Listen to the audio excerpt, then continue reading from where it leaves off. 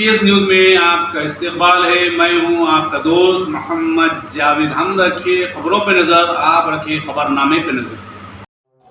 गौरव स्थानिक शासन सभ्युలు, शासन मंडल सभ्युలు, डायरेक्टर जयललिता गारू,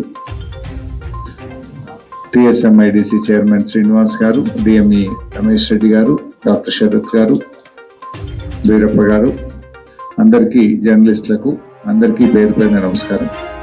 ముందుగా మీకు రాష్ట్ర ప్రజలందరికీ వినాయక చవితి శుభాకాంక్షలు. ఈ పండగ పూట ప్రభుత్వ క్యాన్సర్ హాస్పిటల్లో 32 కోట్ల రూపాయలతో రోబోటిక్ ఎక్విప్మెంట్ను ప్రారంభించడం చాలా సంతోషంగా ఉంది. మన హైదరాబాద్ MNJ క్యాన్సర్ హాస్పిటల్ దేశంలోనే అతిపెద్ద క్యాన్సర్ హాస్పిటల్.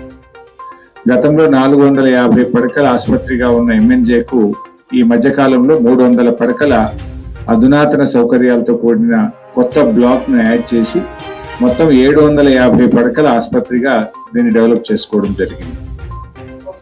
దేశంలో ముంబైలో టాటా కానీ, బెంగళూరులో ఉన్న కిద్వాయి కానీ, ఇంకా ఇతర చోట్ల కూడా ఉన్నప్పటికీ అక్కడ 650, 700, 725 అలా ఉంది. 750 పడకల క్యాన్సర్ హాస్పిటల్ అనేది మనదే ప్రభుత్వ రంగంలో అతిపెద్ద క్యాన్సర్ హాస్పిటల్. ఈ హాస్పిటల్లో మంచి డాక్టర్లు, మన సిబ్బంది చాలా అద్భుతమైనటువంటి సేవలు అందిస్తూ ఉన్నారు.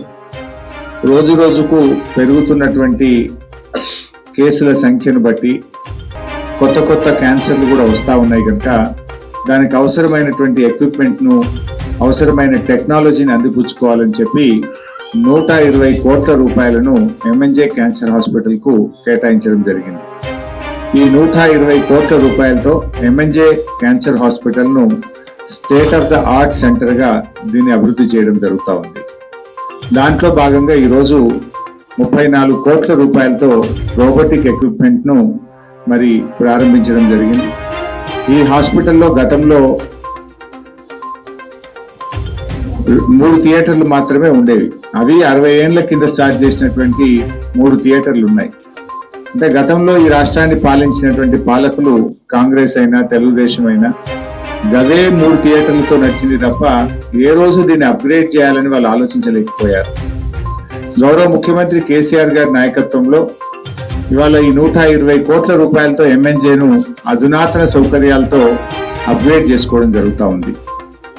దాంట్లో భాగంగా కొత్తగా 8 థియేటర్లను మనం ప్రారంభం చేసుకున్నాం.